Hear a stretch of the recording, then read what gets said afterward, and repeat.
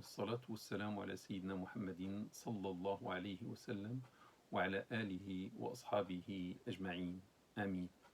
Mes frères, mes sœurs en islam, salam alaikum wa rahmatullahi ta'ala wa barakatuh. Lors de cette semaine, il y a eu la fin du mois de Ramadan et aujourd'hui nous sommes le 5 Shawwal, ça veut dire le mois qui suit celui du Ramadan. Ils disent que l'indice ou le signe que la bonne action a été agréée par Dieu subhanahu wa ta'ala, c'est le fait de refaire une autre bonne action après elle.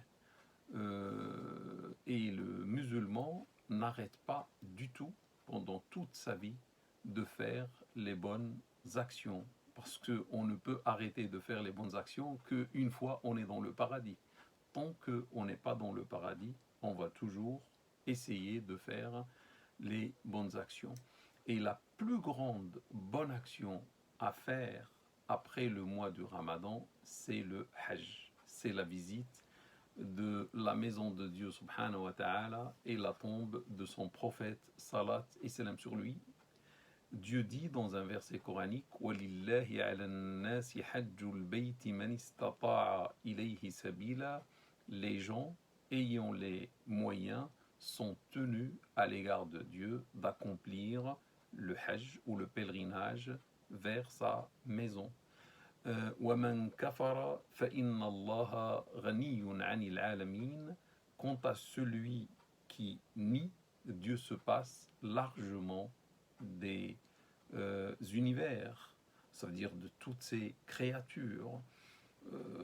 Là, on comprend, mes frères et mes sœurs, que le Hajj est une obligation pour celui qui a les moyens, d'après Dieu subhanahu wa ta'ala, et les moyens sont expliqués par le prophète sallallahu alayhi wa sallam par la monture et les provisions, az-zad et ar-rahila, ce qui se traduit aujourd'hui par le billet d'avion, donc celui qui a de quoi payer le billet d'avion, de quoi payer l'hôtel sur place, là-bas dans la Mecque, à Médine, etc., et de quoi se nourrir là-bas, il a les moyens et il doit faire le Hajj, bien sûr, dans les moyens, on peut dire aussi les conditions physiques qui permettent de faire le Hajj, ne pas être malade, etc.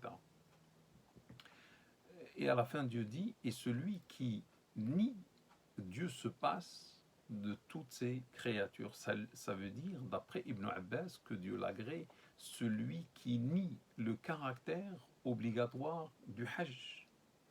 Et il le laisse année après année sans l'accomplir. Dieu se passe de son Hajj et Dieu se passe de l'humanité toute entière. Dieu n'a besoin de personne. Du coup, mes frères et mes sœurs, le Hajj devient obligatoire à partir de l'année où tu vas avoir les moyens à ta disposition. Par exemple, l'année d'avant, tu n'avais pas les moyens, tu n'avais pas de quoi financer ton Hajj, tu n'étais pas responsable, le Hajj n'était pas obligatoire pour toi. Mais à partir de l'année où tu vois que tu as les moyens, le Hajj devient une obligation et il ne faut pas le retarder, comme la salat, comme le jeûne. La salat, c'est-à-dire la prière, ou bien le jeûne. Pourquoi mes frères et mes sœurs on prie à l'heure?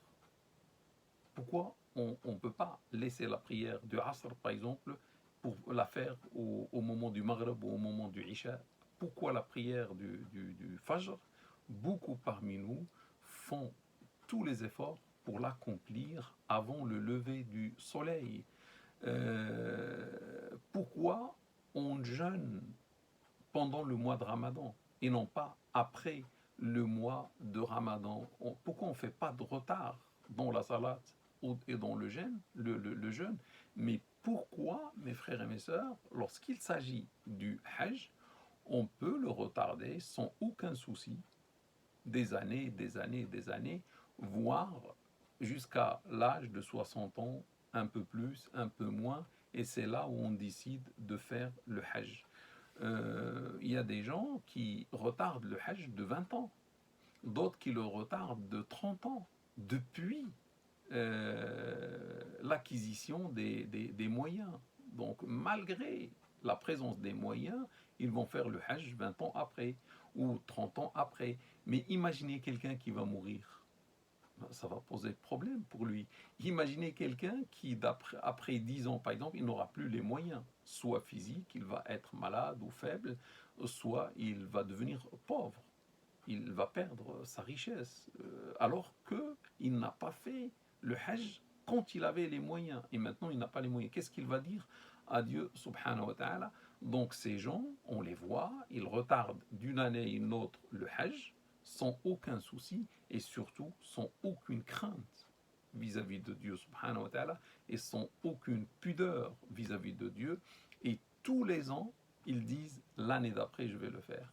Et l'année d'après, il dit, l'année d'après, je vais le faire. Et inconsciemment, il va voir que 20 ans sont passés et il n'a pas encore fait son Hajj. Qui garantit, ou qui te garantit, mon frère ou ma soeur, de vivre ou de pouvoir vivre jusqu'à l'année prochaine? Toi, tu dis l'année prochaine, je le fais. Là, tu es en vie, alhamdoulilah, tu as les moyens. Qui te garantit que tu vas rester jusqu'à l'année prochaine? Et qui va te garantir que l'année prochaine, tu auras toujours les moyens? Il y a celui qui meurt avant avant d'atteindre l'année prochaine. Et on a vu ça avec nos propres yeux. Personne ne peut garantir de vivre jusqu'à l'année prochaine ou d'avoir l'année prochaine encore les moyens. Et celui, bien sûr, qui va mourir avant de faire le Hajj l'année prochaine, il va rencontrer Dieu subhanahu wa ta'ala avec un énorme péché. Sachez, mes frères et mes sœurs, que le statut du Hajj, on a vu, c'est une obligation, mais si on regarde chez 3 écoles, la majorité, à savoir les Malikites, tout en sachant qu'on est dans notre majorité des Malikites, tous ceux qui viennent de l'Afrique, l'école majoritaire en Afrique, c'est l'école Malikite.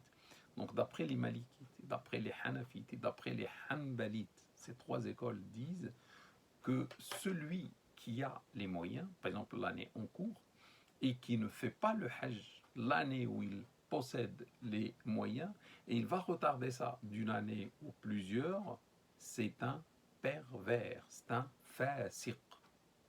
Pervers, c'est grave.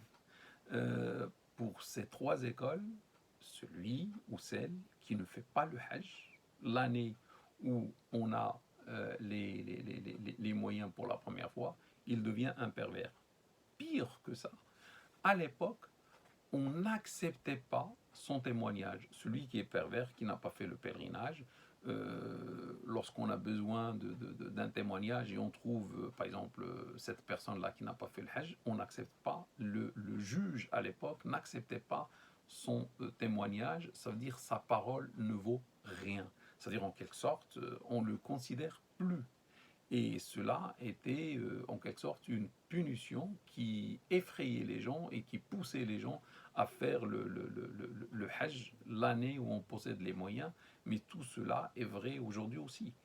Ils disent, les 3 écoles disent que celui qui meurt avant d'accomplir le Hajj, parce qu'il le retarde alors qu'il a les moyens, s'il meurt sans accomplir le Hajj, il mourra en tant que pécheur. Et qui parmi nous, mes frères et mes sœurs, voudra mourir en tant que pécheur et rencontrer Dieu subhanahu wa ta'ala en tant que pécheur?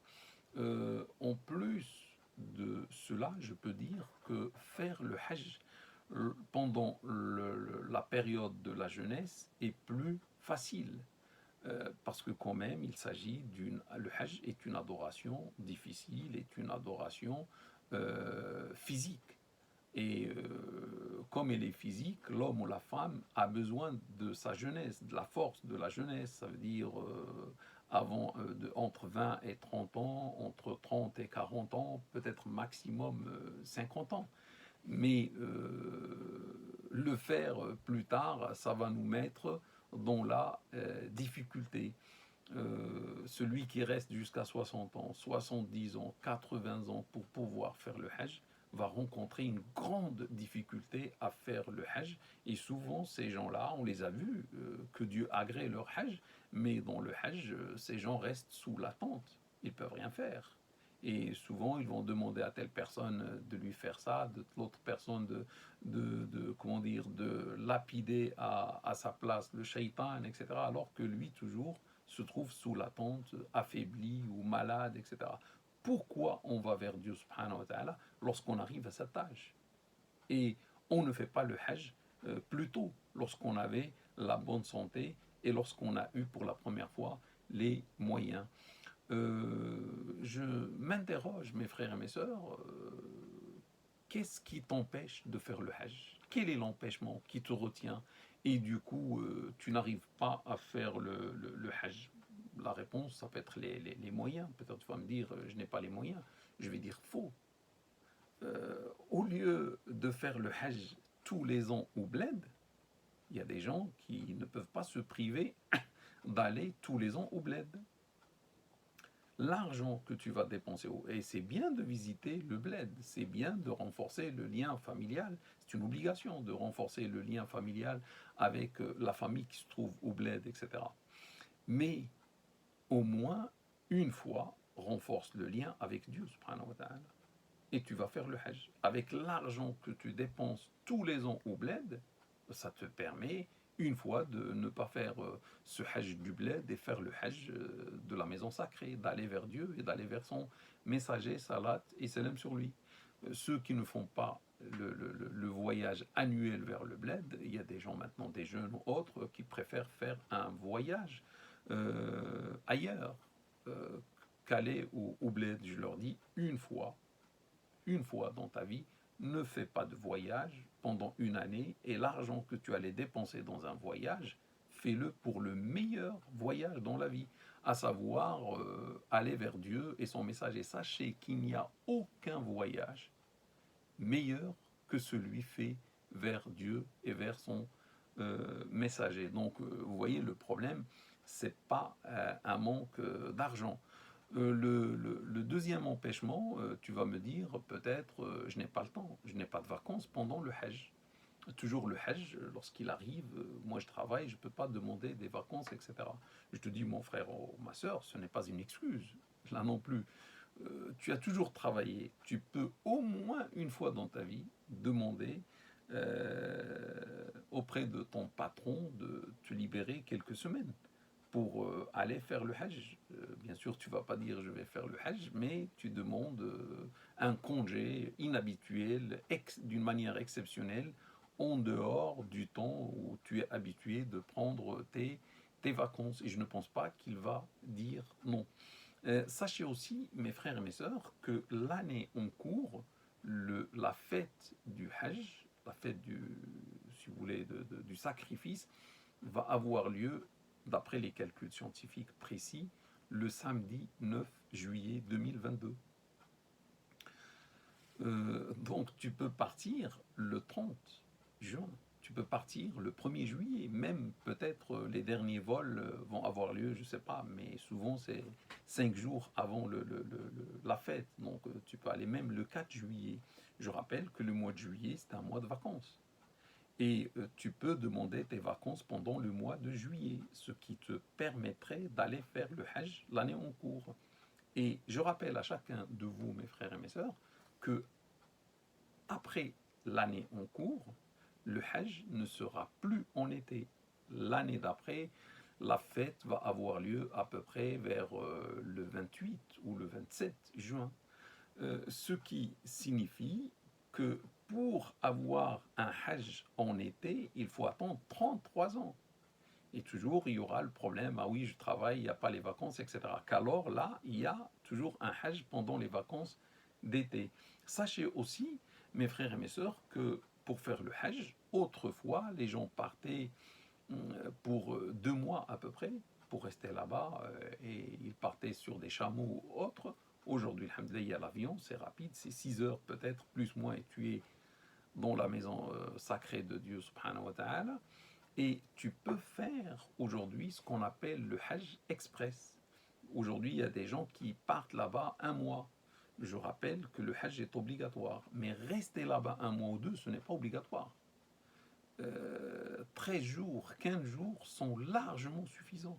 Le Hajj, ça va te prendre à peu près maximum 8 jours. Et la visite du prophète sallam va te prendre peut-être un jour, deux, trois maximum. Et donc, tu vas même pas atteindre les 15 jours. Donc, tu peux faire un Hajj express de 15 jours. Tu pars, par exemple, le 30 juin ou le 1er juillet, tu reviens le 15 juin. C'est bon. Et tu as fini ton Hajj. Donc, il n'y a pas d'excuse pour le temps non plus. L'autre point que je veux souligner, mon frère ou ma soeur, tu sais où je te pose une question, tu sais qu'est-ce qui t'empêche de faire le Hajj l'année en cours ou les années passées? Veux-tu la réponse? C'est le shaitan, c'est le diable qui t'apporte plusieurs raisons inacceptables normalement, inadmissibles normalement, mais tu crois aux excuses rapportées par le shaitan et tu le suis. Et il va te dire l'année d'après, l'année d'après, l'année d'après, et voici maintenant 10 ans que tu suis les excuses de shaitan, ou 20 ans ou plus. Sache, frères ou sœurs, que le Hajj, le pèlerinage, est un rendez-vous avec Dieu subhanahu wa ta'ala. Et on ne doit pas rater ce rendez-vous avec Dieu subhanahu wa ta'ala, et on ne doit pas surtout arriver au rendez-vous avec retard. Mon frère ou ma soeur, imagine maintenant, tu as un rendez-vous avec un roi d'un pays ou un président de la République d'un pays qui t'a donné un rendez-vous. Est-ce que tu vas oser aller en retard le jour du rendez-vous? Ne pas aller à l'heure ou aller le lendemain, etc. Je ne pense pas que tu vas faire cela. Et tu risques même d'être puni par le roi. Souvent, celui qui a un rendez-vous avec le roi, il va partir 2 heures avant le rendez-vous. 3 heures, il va même attendre devant la porte du palais, peut-être sous le soleil, 2 heures ou trois, pour être au rendez-vous. Et là, le rendez-vous, c'est pas avec un roi quelconque, être humain, ou un président être humain, c'est avec le roi des rois, Dieu, gloire et pureté à lui. Donc je te dis, ne te prive pas du fait d'être à côté de la maison de Dieu. Par exemple, tu vas être à quelques mètres de la maison, tu peux même, s'il n'y a pas beaucoup de foule, de toucher avec ta main la maison symbolique de Dieu subhanahu wa ta'ala sur terre. Et tu vas être à un certain moment à quelques mètres de la tombe du prophète sallallahu alayhi wa sallam. Et on te dit, là, c'est la tombe du prophète sallallahu alayhi wa sallam. Et tu vas saluer ton prophète sallallahu alayhi wa sallam en lui disant Assalamu alayka ya Rasulallah, Assalamu alayka au messager d'Allah, à quelques mètres. Tes larmes vont couler sur les joues devant l'idée d'être à proximité du prophète sallallahu alayhi wa sallam, et tes larmes vont couler quand tu vas voir que tu es à côté de la Kaaba. Il y a des sentiments qu'on ne rencontre nulle part dans le monde que lorsqu'on est face à la Kaaba ou à quelques pas du prophète sallallahu alayhi wa sallam. Ne te prive pas de tout cela, mon frère ou ma sœur. Donc, ton maître Seigneur Allah t'a dit la chose suivante: quand tu auras les moyens, mais qui te donne d'abord les moyens? C'est Allah. C'est Allah qui te donne les moyens. Et il sait le moment où il te donne les moyens. Et lorsqu'il te donne les moyens, c'est une épreuve pour toi. Il va voir qu'est-ce que tu vas faire avec ces moyens. Donc lorsqu'il te donne les moyens, en quelque sorte, il te donne un rendez-vous avec les moyens dont tu vas disposer. Tu dois comprendre qu'en te donnant ces moyens, il t'a donné un rendez-vous pour le visiter, pour aller faire le Hajj. Donc Dieu, c'est comme s'il te dit, moi Allah, je t'ai donné un rendez-vous, et le rendez-vous c'est à côté de ma maison sacrée, et maintenant tu as as les moyens, à partir de l'année en cours, ou depuis quelques années, les moyens, ce qu'on a dit, c'est le prix de l'avion et des hôtels, etc., et de quoi manger là-bas. Peut-être tu as ces moyens depuis des années, et je te dis, mais qu'est-ce que tu attends? Pourquoi tu attends? Alors que tu as les moyens, et le rendez-vous, c'est Allah qui te l'a donné. Euh, Si tu réfléchis un petit peu, mon frère ou ma soeur, ton maître Seigneur, Allah, t'a donné le meilleur des cadeaux, c'est l'islam. Et tout en sachant que l'islam, ce n'est que la clé du paradis. Lorsqu'il t'a donné l'islam, il t'a donné la clé du paradis, qui n'a pas de prix. Donc c'est le meilleur cadeau, c'est le plus grand cadeau. Il t'a donné la bonne santé, il t'a donné l'argent, il t'a donné une épouse qui n'a pas de prix normalement. Il t'a donné un mari qui n'a pas de prix en principe. Il t'a donné les enfants qui n'ont pas de prix non plus.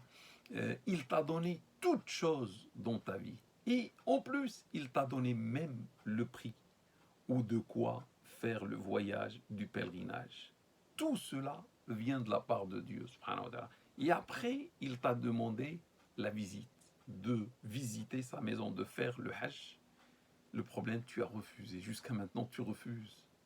Tu vois, c'est même grave. Tu refuses à Dieu, subhanahu wa ta'ala. Entre parenthèses, Allah ta'ala a demandé une seule fois à Iblis une chose. Iblis a refusé. Et vous savez, la suite. Lorsqu'il lui a demandé de se prosterner devant notre père Adam, il a refusé avec préméditation. Il l'a mis dehors, il l'a expulsé du paradis et il l'a maudit à jamais pour une seule faute. Et toi, mon frère ou ma soeur, oses-tu refuser d'aller vers Dieu, subhanahu wa ta'ala? Ça ne se refuse pas normalement. C'est une invitation financée par Dieu, subhanahu wa ta'ala. Et tu refuses. Non, mon frère ou ma soeur, ne fais pas cela. Le problème, celui qui refuse, ça veut dire qu'il a pris l'argent de la part de Dieu, il lui a donné de quoi financer son voyage, il a pris l'argent, au lieu de l'utiliser pour le hajj, il l'a utilisé dans un autre domaine. Et ce qui est grave, parfois, il l'utilise même dans le haram. Au lieu d'aller vers Dieu, subhanahu wa ta'ala, je te dis, frère ou sœur, où est l'amour de Dieu? Parce que celui qui a l'amour de Dieu ne va pas attendre encore une année avant d'aller vers Dieu. Celui qui a l'amour du prophète sallallahu alayhi wa sallam ne va pas attendre une autre année ou des années avant d'aller visiter le prophète sallallahu alayhi wa sallam. Ça veut dire ça tombe. Dieu dit وَالَّذِينَ آمَنُوا أَشَدُّ حُبًّا لِلَّهِ. Or ceux qui ont cru ont pour Dieu un bien plus grand amour. Y a-t-il une chose, y a-t-il quelqu'un dans cette vie ici-bas, dans sa totalité, qui dépasse Dieu auprès de toi? Normalement non. La ilaha illallah. Il n'y a aucun Dieu à part Allah qui t'a donné, comme ce qu'on a vu, toute chose. Donc je te dis, réveille-toi de ton inattention, essaie de vaincre ton shaitan qui te retient jusqu'à maintenant.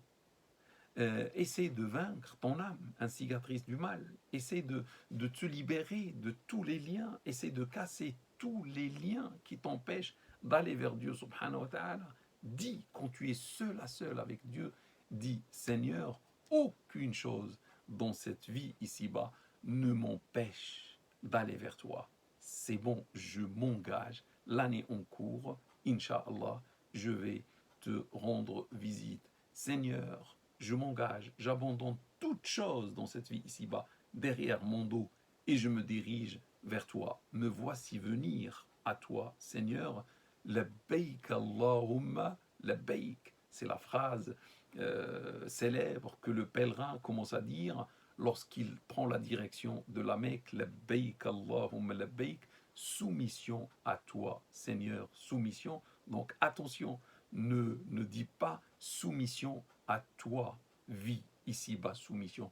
Ne dis pas soumission à toi, shaitan, soumission. Ne dis pas soumission à toi, mon âme, soumission. Parce que quand tu retardes le hajj, tu ne le dis pas par ta bouche, mais par l'acte, tu dis soumission à la vie ici-bas, soumission au shaitan, soumission à l'âme, etc.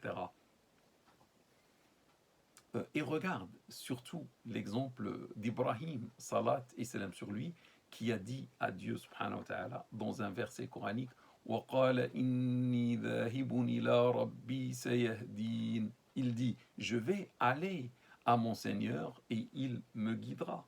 Et regarde, mon frère ou ma sœur, Moussa, Moïse, salat et salam sur lui, qui dit dans un verset coranique وَعَجِلْتُ إِلَيْكَ رَبِّي لِتَرْضَى. Et je me suis hâté vers toi, Seigneur, afin de te satisfaire. Dieu a donné un rendez-vous à Moïse, salat et salam sur le mont. Et lui, il n'a pas attendu le rendez-vous pour être à l'heure. Il est parti avant le rendez-vous. Et Dieu lui dit, pourquoi tu es venu avant? Il dit, je me suis hâté à toi, Seigneur, pour te satisfaire. Et toi, quand est-ce que tu vas vouloir satisfaire Dieu? Quand est-ce que, frère ou sœur, tu vas aller vers Dieu, subhanahu wa ta'ala? Et regarde notre maître, Muhammad, salat et salam sur lui, qui laissait derrière son dos toute la vie ici-bas. Il a abandonné sa famille, sa chère épouse Khadija, que Dieu l'agrée. Il a abandonné le commerce. Il a abandonné ses amis comme Abu Bakr, que Dieu l'agrée, et d'autres. Il a abandonné toute la Mecque. Et une fois par an, il partait pendant tout le mois de Ramadan vers la grotte, loin, des kilomètres loin de la Mecque, pour rester avec Dieu, subhanahu wa ta'ala, dans cette grotte. Il partait vers Dieu, à la recherche de Dieu, subhanahu wa ta'ala. C'était l'année 37 de sa vie, l'année 38, l'année 39. Et devant ses allées ou ses départs vers Dieu, subhanahu wa ta'ala, en l'année 40, Dieu l'a récompensé. Il a fait de lui un prophète, un messager. Il a fait de lui la meilleure créature et le meilleur messager. Tu vas me dire, mais moi je ne suis pas un prophète. Je te dis, tout musulman, mon frère ou ma sœur, tout musulman véritable, tout croyant véritable, est attiré inconsciemment par Dieu et par l'amour de Dieu, subhanahu wa ta'ala.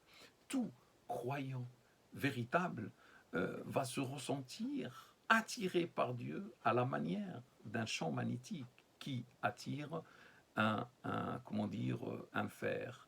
Et n'oublie pas, mon frère ou ma sœur, que Dieu dit dans un hadith qudsi, dans un hadith saint, si mon serviteur vient vers moi en marchant, je partirai à sa rencontre en vitesse.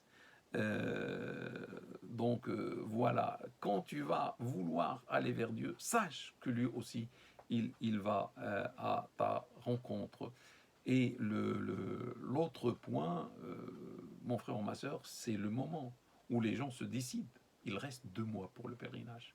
Souvent, les gens se décident à la fin du mois de Ramadan ou juste après la fin du Ramadan. Là, le Ramadan est fini depuis à peu près 4 ou 5 jours. C'est le moment de se décider.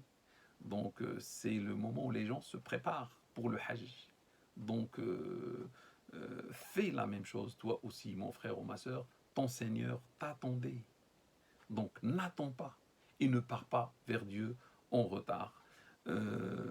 Celui qui va décider de partir au pèlerinage, au Hajj, l'année en cours, je lui dis félicitations à toi, mon frère ou ma sœur. Ça veut dire Dieu t'a choisi, ça veut dire Dieu t'a sélectionné. Et il t'a sélectionné, subhanallah, tous les ans, il y a à peu près 2 millions, un peu plus, un peu moins, souvent c'est plus que moins, qui partent vers Dieu, subhanahu wa ta'ala. Et ces 2 millions sont sélectionnés par Allah. À partir de combien? De 2 milliards.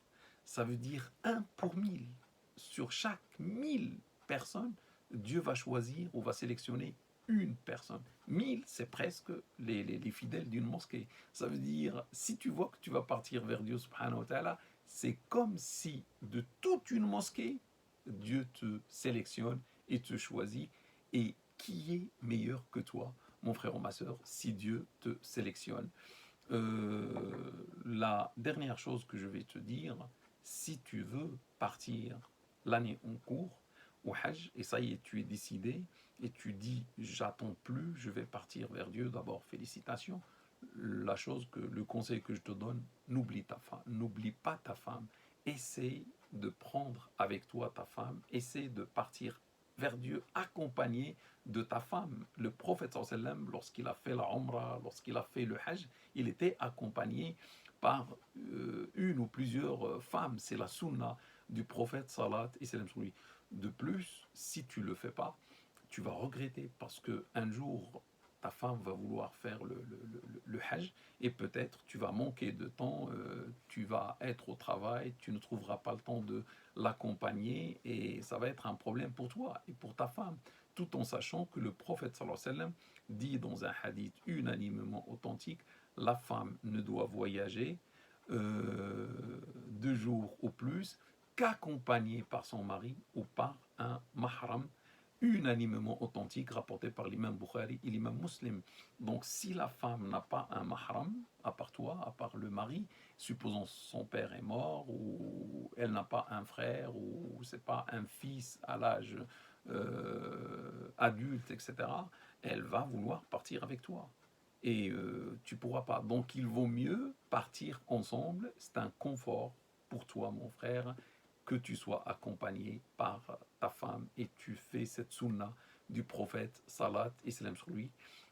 Sachez aussi que celui qui se décide finalement de faire le pèlerinage, il faut de l'argent halal, pas de l'argent sale, pas de l'argent haram. Il faut un repentir sincère, véridique de tous les péchés. Il faut rendre les droits aux ayants droit avant de partir. Dans le cas où tu avais pris injustement des choses à quelqu'un, tu dois lui rendre ces choses. Ou au moins, si la personne est décédée ou autre, de donner l'équivalent en argent de ce que tu as pris comme aumône. Et tu dis à Allah Ta'ala, ça c'est la part de telle personne, etc. Comme ça, tu n'es plus injuste et tu fais le repentir avant de partir vers le Hajj. Si il y a le Hajj plus le repentir, c'est une nouvelle naissance, mon frère ou ma sœur. Le prophète sallallahu alayhi wa sallam dit, celui qui fait le pèlerinage sans rafat, rafat c'est des rapports, des relations intimes avec sa femme lors du pèlerinage, celui qui s'abstient pendant tout le pèlerinage, parce que cela, ça annule le pèlerinage. Donc, celui qui fait le Hajj et s'abstient de faire des relations intimes avec son épouse et sans commettre de perversité, c'est-à-dire pendant les jours du Hajj, c'est-à-dire sans désobéissance à Dieu subhanahu wa ta'ala, il reviendra de son Hajj comme le jour de sa naissance, comme le jour où sa maman l'a mis au monde, unanimement authentique. Donc là, tu auras tous tes péchés pardonnés et surtout, tu auras accompli ton devoir ou ton obligation et surtout, tu seras à côté de la Kaaba et tu seras à côté du prophète, salat et salam sur lui. On demande à Allah Ta'ala wa Tabarak d'aider nos frères, d'aider nos sœurs à accomplir leurs devoirs l'année en cours, Inch'Allah. Barakallahu fikum, wassalamu alaikum wa rahmatullahi ta'ala wa barakatuh.